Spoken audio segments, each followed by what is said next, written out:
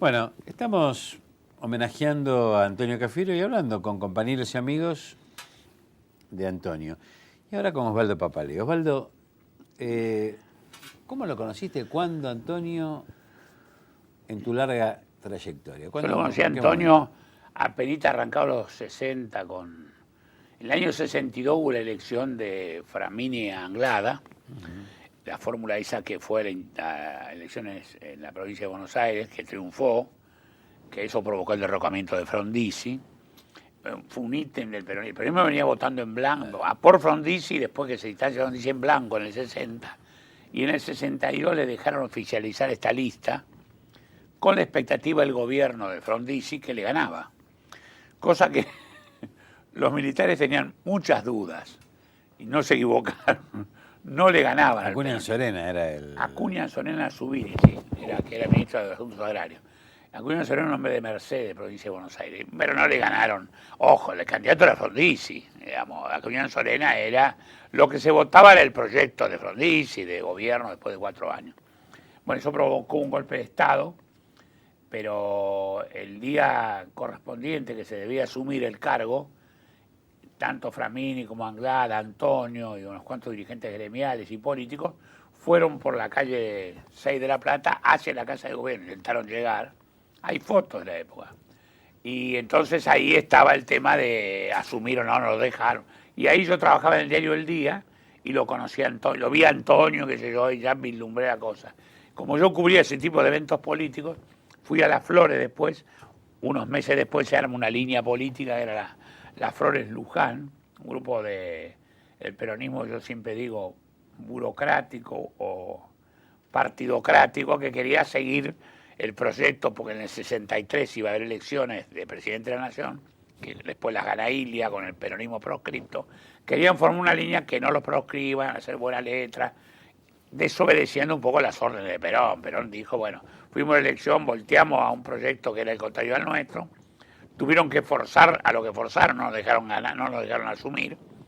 Ahora viene otra etapa, bueno, y Antonio, en ese acto que estaba haciendo en un local de Las Flores, que estaba esta gente, va un grupo de compañeros a impedir que ese acto continúe, entre ellos Cafiero, la voz cantante. Yo me acuerdo, estaba subido a un árbol frente al local y protegido, y empezó a hablar a los compañeros que estaban ahí diciéndole esto no se hace, esto es una traición a Perón, y la verdad logró el objetivo, el Congreso no siguió. Había gente que había jugado con el anonimato, otros que no sabía qué pensaba Perón, había de todo. Y había tipos que habían ido sinceramente a ver si había un camino político y de militancia. Y bueno, ahí conocí a Cafiero, después lo empecé a tratar más. Cafiero era el tipo que, para los dirigentes, porque la resistencia de los 17 años, el movimiento obrero era muy importante. Yo te diría que era fundamental.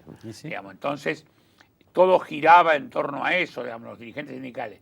Y los dirigentes sindicales tenían de consulta a Antonio, a Gómez Morales, digamos, a Robledo, que estaba en Rosario, pero que era una conducción, digamos, que compartían el poder con ellos. Antonio, tanto como Gómez Morales, también estaba Eduardo Luis Duhalde, estaba Ortega Peña, abogados de la UOM.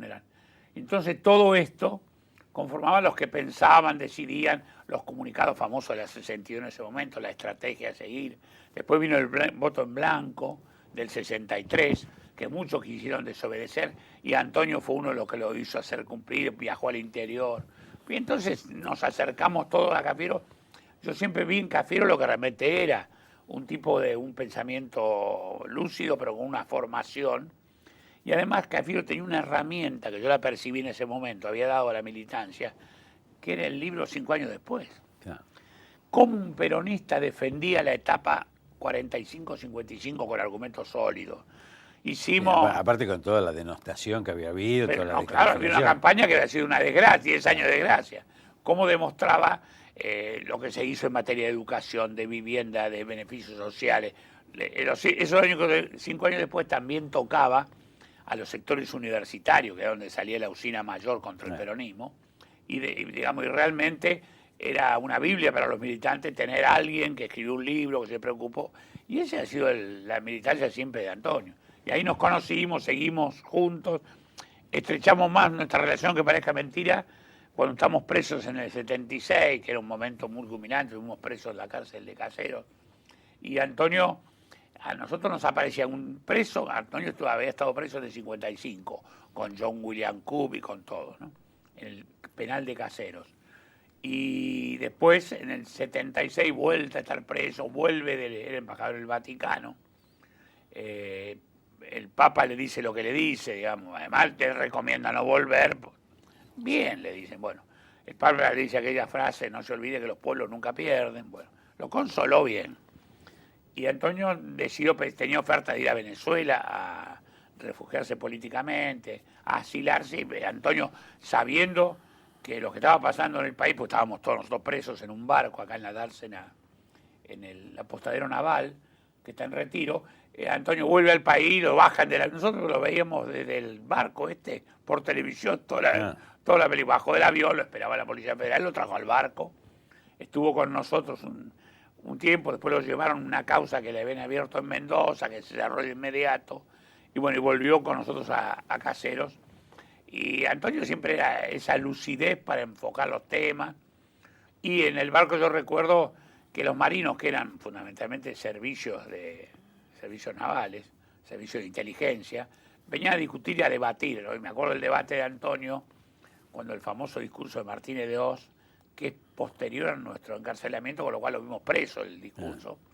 Y Antonio le explicó a los militares, a los marinos que estaban ahí, esto dura poco porque el país pasó por todo esto, nosotros entregamos el país en esta condición social, pese al sabotaje político de ustedes y otros sectores, y la gente va a volver mucho más rápido. Bueno, ellos pensaban que se quedaban 80 años y se quedaron 8, afortunadamente. Y se cumplió aquel pronóstico. Y además le dijo quién era Martínez de Oz, representa los intereses, las corporaciones, pero sin ningún brillo. Dice, porque ustedes de vuelta se vuelven a equivocar.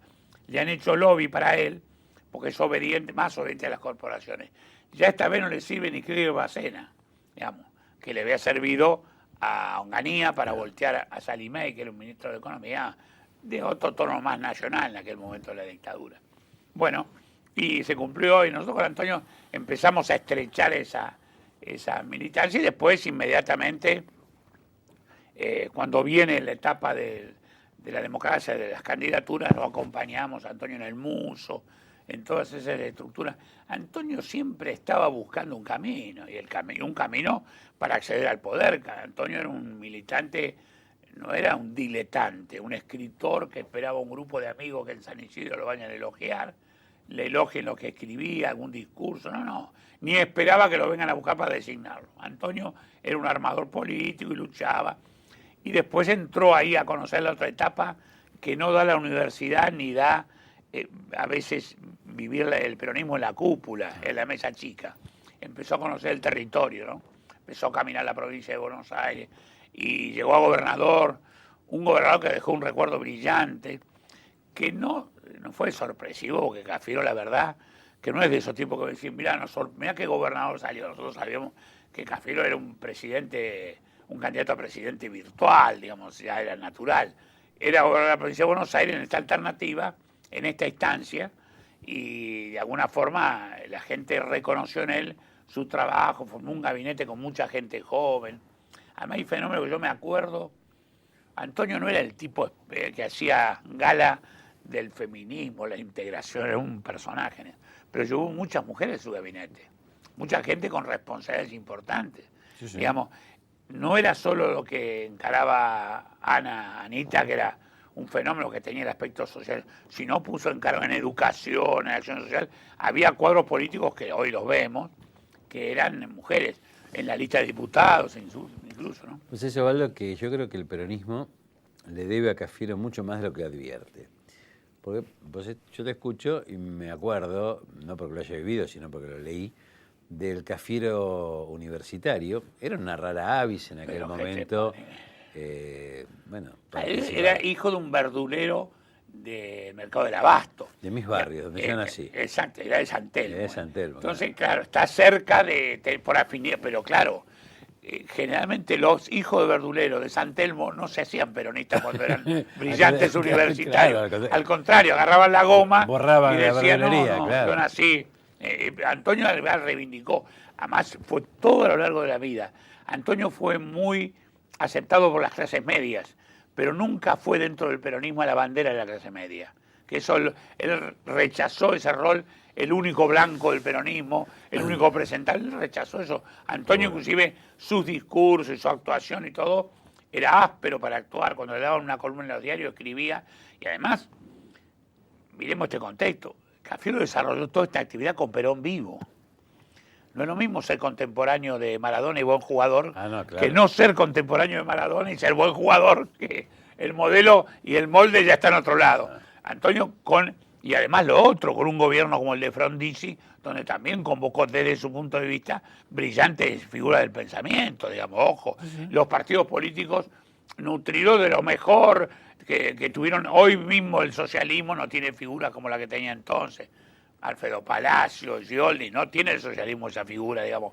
Al margen de lo que como pensaran, era una puja de alternativas posibles. El frondicismo había convocado también sectores de la inteligencia argentina muy importantes. Y entonces Antonio se desarrolló todo eso, y además con Perón vivo, que no es chiste, digamos. Crecer con Perón vivo fue muy importante, y Antonio creció, o sea, mantuvo con Perón una relación interesante y profunda, con los desniveles naturales de toda relación política, pero Antonio era un tipo de mucha particularidad en eso, ¿no? O sea, es que vos también traías a cuento el tema del libro 5 años después, que fue como el primer libro que leí de Antonio. Lo quiero vincular con algo que viví en la provincia de Buenos Aires, cuando a todos los que veníamos participando de las distintas etapas, Muso, CEPARC y demás, a muchos jóvenes nos incorporó, nos dio la responsabilidad de pedazos del gobierno. A mí me tocó acompañarlo inicialmente desde el Instituto de Previsión Social. Yo recuerdo que cuando llegamos los peronistas a la provincia de Buenos Aires, gobernaba el radicalismo, había una animaversión en el personal que trabajaba de carrera. Vienen los negros peronistas con el cuchillo en la boca, pensaban. A diferencia de lo que ocurría, quien me precedió en el cargo tenía el chofer de quien yo me hice amigo, porque por eso somos perucas, Julito, que después se mató en un accidente, le hacían usar guantes blancos y le hacían abrir la puerta al presidente para que se siente en el asiento de atrás. No entendía cuando nosotros nos sentamos en el asiento de adelante, conversábamos. Éramos tipos normales. Cafiero mostró que el peronismo era de gente común. Pero además lo ayudó que había una gestión radical muy ineficiente. Además. Todas las áreas estaban paralizadas, no había un proyecto igual que el de Alfonsín. La provincia no era... Estaba compartimentada. No, sí. No se levantaban los teléfonos entre distintos ministros porque estaban peleados, dependían a distintas organizaciones internas. Sí, no tenían mucha gravitación, tanto que se les pudo ganar la provincia de Buenos Aires a los 4 años de gobierno, con lo cual eso demuestra también cierto... Pero Antonio tuvo eso, cuando llegó a la provincia, primero pasó ese fenómeno, ¿no? Y después lo otro. Si bien la aspiración presidencial estuvo en la interna con Menem, jamás descuidó esa cosa de la militancia diaria. Yo me acuerdo de ir a verlo a la Casa de Gobierno, a la residencia por la calle 5, y Antonio leyendo, pensando. Yo siempre digo a los dirigentes políticos, a los que uno quiere identificar con uno, siempre tiene que mirar la biblioteca, digo siempre, ¿no? A ver si la tiene. Primero tiene, después que lee, cómo lee, si lee, y después medirle un poco la sensibilidad para lo social, lo artístico, lo cultural. Para ver, Antonio en eso rendía bien los exámenes. Yo me acuerdo haber visto la película de Vallejo, El rigor del destino, el estreno, con Antonio. Íbamos al estreno de una película que era simbólica para el peronismo, que sigue siendo, de Vallejo, de Gerardo Vallejo. Y entonces, todo eso, Antonio se rodeó del pensamiento también a veces un poco crítico con la conducción del peronismo y los integró. Antonio era muy convocante para eso. Pero Antonio va al velatorio de Herminio Iglesias en la última etapa de la vida. Esto también, Antonio nunca se regocijó mal, como sería una mala persona, con Herminio, con la ignorancia que representaba, ni con todo ese esquema de demonizarlo como un ignorante. Al contrario, Antonio jamás hizo con su rival, con el tipo que lo postergó en un momento en una candidatura a la gobernación. Antonio fue en eso muy generoso y muy leal. Y además fue un hombre que hizo ejercicio de la defensa de la soberanía popular. Digo soberanía a propósito, algunos hablan de la democratización. Yo prefiero usar la palabra desde el peronismo, soberanía. ¿Por qué?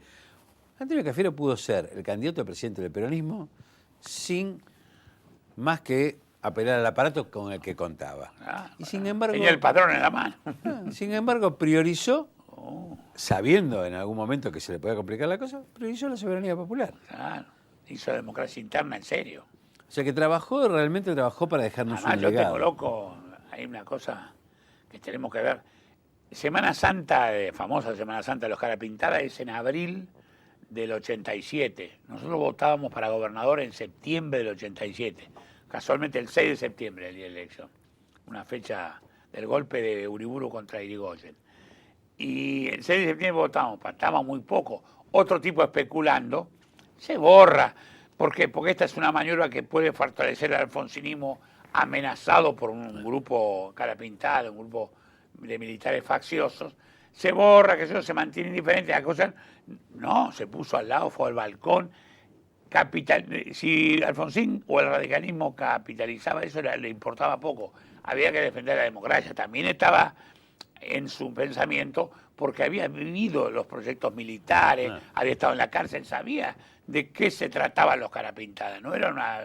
Y además lo acompañó Alfonsín a Campo de Mayo. Fue a poner la situación con un protagonismo que no tuvieron algunos otros dirigentes del peronismo. ¿Por qué? Porque Antonio era así, un tipo que no le importaba poco, y después inmediatamente en el Congreso el cafierismo votó y eso lo desgastó los proyectos económicos que necesitaba Alfonsín que se le faciliten una votación en el Congreso. Antonio fue un tipo en eso que muy generoso, supo ganar el respeto, pero para mí esos fueron descubrimientos naturales. Yo nunca... A mí no lograba sorprenderme porque yo tenía el pensamiento que Antonio era eso, un tipo que estaba para muchas cosas. Y que ahora cuando veo los homenajes digo, bueno, el viejo superó las marcas, digamos, generó lo que nosotros pensábamos, ¿no? Bueno, concerramos con vos, Osvaldo, este homenaje a Antonio. Quiero decir simplemente, para los que nos acompañan en este hoy, todo Antonio Cafiero, que bueno, que es el Antonio que conocí accidentalmente. Yo siempre cuento que llamé por teléfono a la casa porque había leído un libro de él y volví a la democracia y quería tener algún grado de participación. Yo era un militante de barrio, no había hecho otra cosa. Antonio me abrió las puertas, participé en los equipos que él fue generando y a mí, como a tantos jóvenes, realmente nos dio lugar, nos respetó y nos dio responsabilidades de gobierno. Cuento, porque a veces algunos dirigentes que pecan de excesivo celo o egoísmo tratan de que nadie crezca demasiado.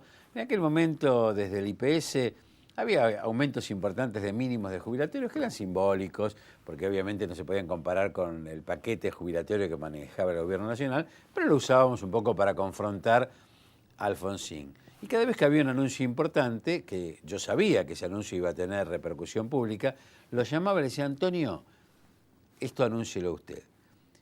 No, pibe, anúncielo. No, Antonio, pero es importante. No. Y me daba el lugar para que yo lo hiciera. Mientras otros compañeros de gabinete, cuando uno lo llamaba por teléfono, intermediaban el teléfono con una secretaria que después te llama y que te contesto, Antonio levantaba el teléfono y atendía a él. Resolvía personalmente los problemas. Y Antonio es el del discurso, hoy estamos padeciendo los fondos buitres, Antonio es el del discurso de la deuda externa ya en el gobierno de Alfonsín, un excelente discurso que hay que rescatar, donde está marcando esta cosa de la deuditud de la Argentina como modo de sometimiento, y es el hombre de la lucha por la idea, que nos convocó a seguir soñando y que nos convoca a seguir soñando. Yo como amigo, y lo asumo con su paternidad política sobre una generación como la mía, digo, bueno, nuestro recuerdo realmente emocionado a un hombre que nos dio mucho y que nos marca con su ejemplaridad lo que tenemos que hacer.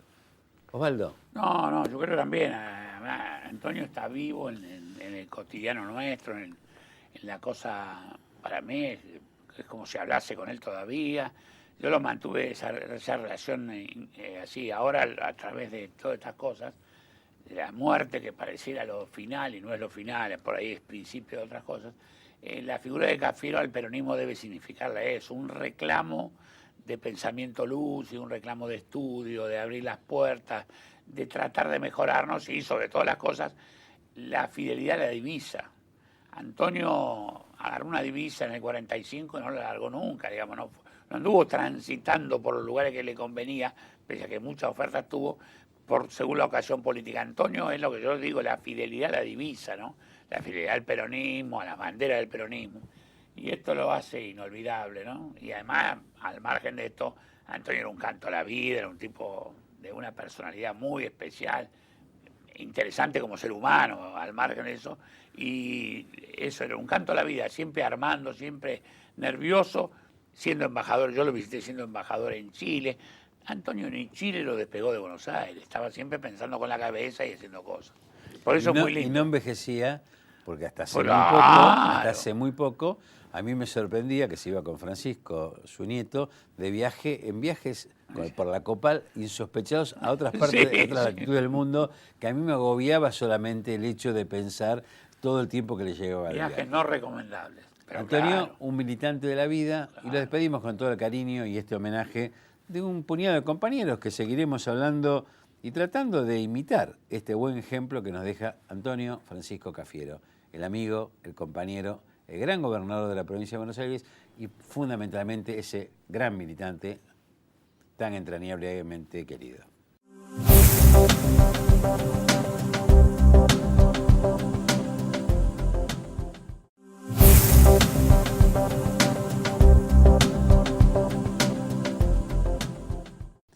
Bueno, estamos en el homenaje que hemos denominado Todo Antonio Cafiero. Y bueno, el modo de homenajear a Antonio es recordarlo con compañeros, con amigos, con amigas. Y ahora estamos con Francisco Cafiero. Y Fran, vos compartiste con Antonio, y como Cafiero que sos, además sos el nieto de uno de los tantos nietos de Antonio, una etapa, dentro de otras cosas, que a mí me parece apasionante, que es la de la Copal, ¿no? Es decir, ¿y por qué no nos contás cosas que se conozcan o se conozcan menos de Antonio? Porque la idea de este programa es hablar del amigo y como en casa contar, che, vos pasó esto con Antonio, vos conoces esto. Digo, contanos lo que, bueno, te parezca que pueda ser interesante para quienes lo conocen menos, ¿no? Bueno, gracias por la invitación. Hoy es un día muy especial, siendo también 17 de octubre. Estamos grabando el 17 de octubre, exactamente. Que hasta el año pasado todos recibía muchísimos llamados de distintos compañeros de la provincia de Buenos Aires y de otras provincias del país, viendo a ver si estaba la posibilidad de que Antonio vaya a dar una charla, contarle a los compañeros sobre el 17 de octubre y dar un mensaje desde el peronismo. Una fecha muy especial para todos, y especialmente para Antonio, que fue parte del 17 de octubre. Él fue uno de esos cientos de miles que estuvo ahí, que vivió con alegría el cambio que empezaba a ocurrir en la patria. Y la verdad que vine por vos y por Alicia, que ustedes son muy amigos de Antonio, lo querían mucho.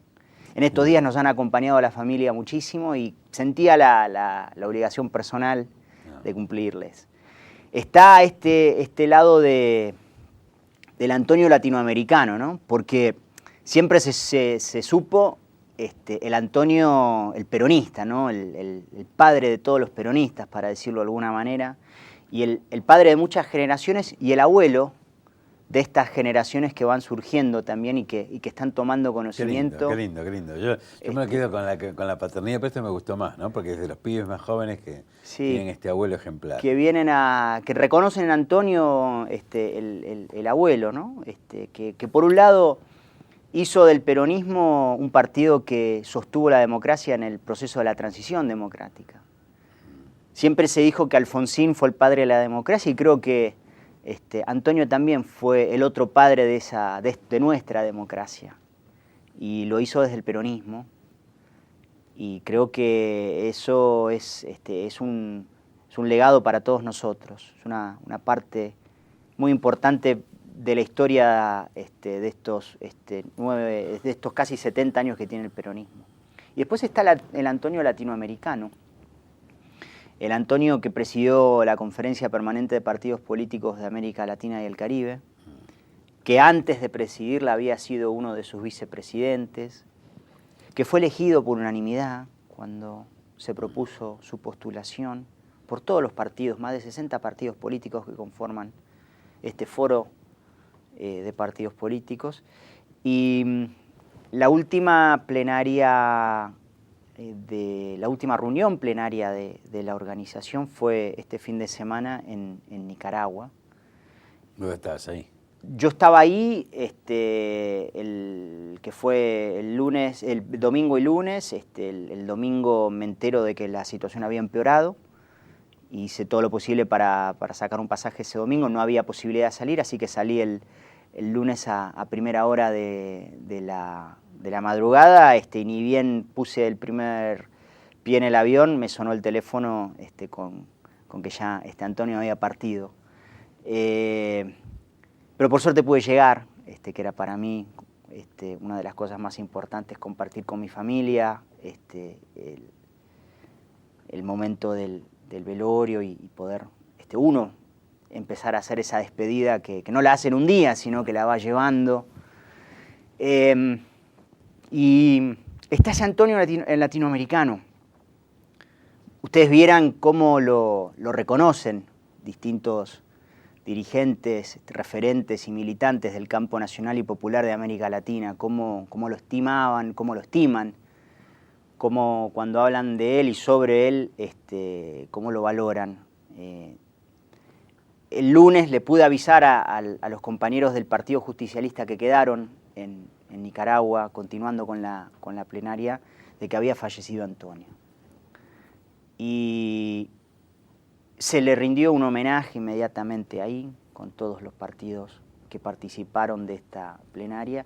Y el mismo presidente Daniel Ortega de Nicaragua tuvo unas palabras, levantando él el libro de sus memorias, que tiene la foto de Antonio con el general Perón, diciendo, ¿no?, lo importante que había sido para él, para el sandinismo, haber contado con el apoyo de una de las figuras del peronismo que había sido Antonio Cafiero. Así recibimos un montón de mensajes de compañeros de militancia latinoamericana que lo han acompañado, como Piedad Córdoba, el expresidente de Panamá, Martín Torrijos, el actual presidente del PRI, César Camacho, presidente adjunto de la COPAL y uno de los fundadores de la COPAL, Gustavo Carvajal Moreno, y así un montón de otros referentes del quehacer latinoamericano, de la política latinoamericana que nos hicieron llegar sus mensajes. Y además, Antonio, como presidente de la COPAL, tuvo una iniciativa inédita y muy original, que tuvo que ver con el acercamiento de los partidos políticos sudamericanos con los partidos políticos del Asia, en un esquema de alianza política que tenía que ver, apertura, ¿no? y de apertura política que tenía que ver con una cooperación del sur hacia el sur, es decir, esa cooperación sur-sur. Ese era el Antonio, ¿no?, que siempre estaba un paso adelantado de cualquiera de los otros, siempre pensando, siempre intentando aprender más allá de su madurez política y de su capacidad misma política, ese querer saber más, ese querer aprender más, ese querer seguir instruyéndose y formándose, que realmente nos deja mucho que imitarlo en ese sentido, ¿no? Copiar ese fanatismo que él tenía por las ideas.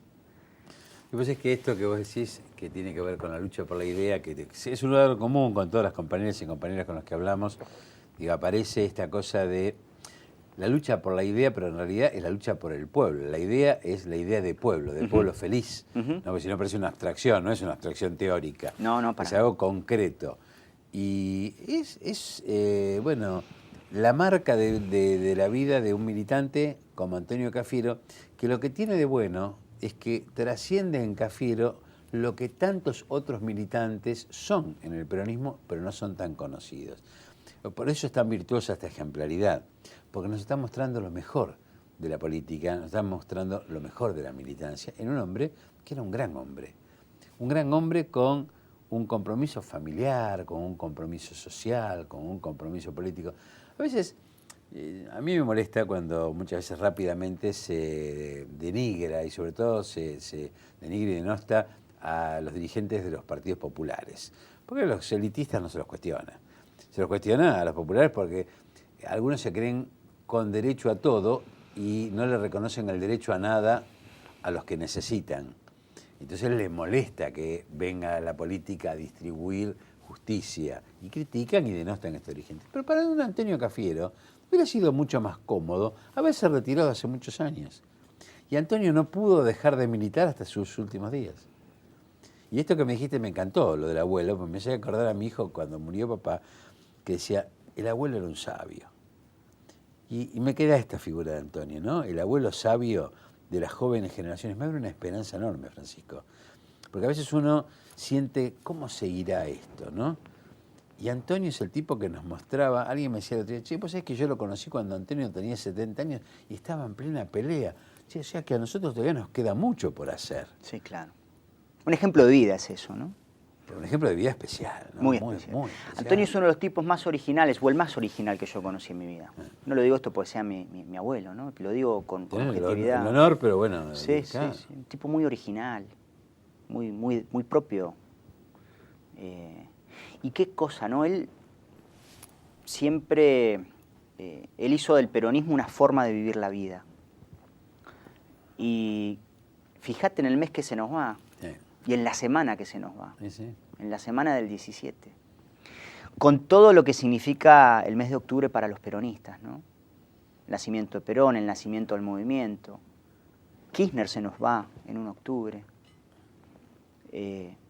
Lo que significa eso para nosotros y cómo esta vida peronista de Antonio, cómo él acá en la tierra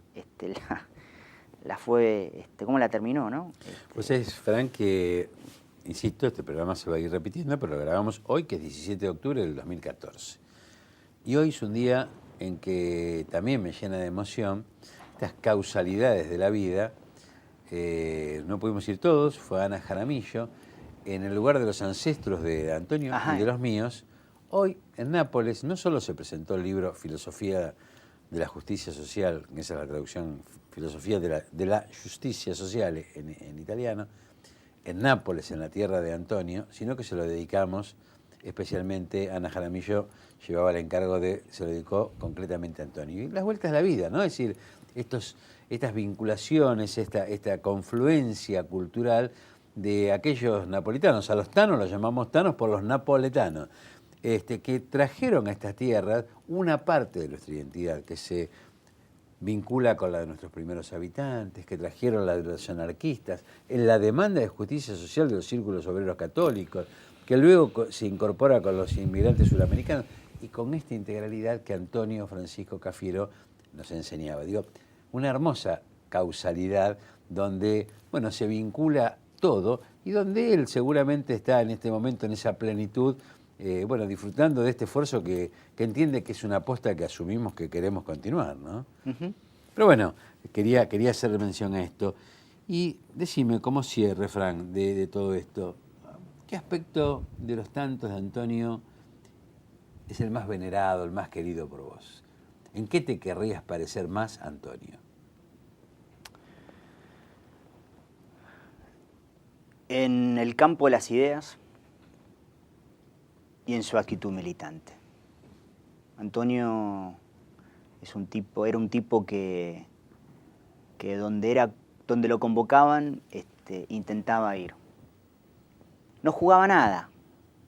Él sabía que su aporte era para aportarle al peronismo, para convencer a los que tal vez hacía falta convencer, para predicar sobre nuestra doctrina, nuestras ideas, nuestro pensamiento, yo creo que esa era la forma más genuina que cualquier militante tiene para honrar el espacio y el movimiento o al partido al que pertenece, y eso Antonio lo hacía, sin distinción. Le encantaba charlar con los jóvenes, ir a las universidades. Él creía mucho en la confluencia entre la política y las casas de altos estudios. Creía que esa era una buena fórmula. Y creo que de Antonio hay muchísimas cosas que imitar, ¿no? Un tipo coherente, con todas las contradicciones que tiene un ser humano, pero un tipo coherente con lo que fue, con todo lo que hizo. Nunca especuló con lo personal. Siempre lo hizo pensando en los valores del peronismo, primero la patria, después el movimiento y por último los hombres. Por eso creo que su forma de vivir la vida fue una forma de vivir el peronismo. En definitiva, mal que le pese a muchos y que no lo entiendan, y esperemos que algún día lo entiendan, el justicialismo como ideología, como filosofía, el peronismo como sentimiento, expresa, y por eso perdura, lo que es la personalidad social de la Argentina y los argentinos. A veces los hombres, hombre especie, podemos interpretarlos o no, pero cuando se interpreta bien es lo que hace a los pueblos. Francisco, gracias por esta semblanza en un momento en que todos nos estamos reponiendo con dolor, pero bueno, hay que convertir en virtuoso el dolor porque Antonio se merece que lo recordemos con alegría, con emoción. Absolutamente. Y bueno, y con esta ejemplaridad que sin duda nos signa a todos, pero fundamentalmente nuestra esperanza que a los más jóvenes también les sirva de este aliento y de esta guía de aquí en adelante. Gracias, Francisco Cafiero. Gracias a vos, José Luis.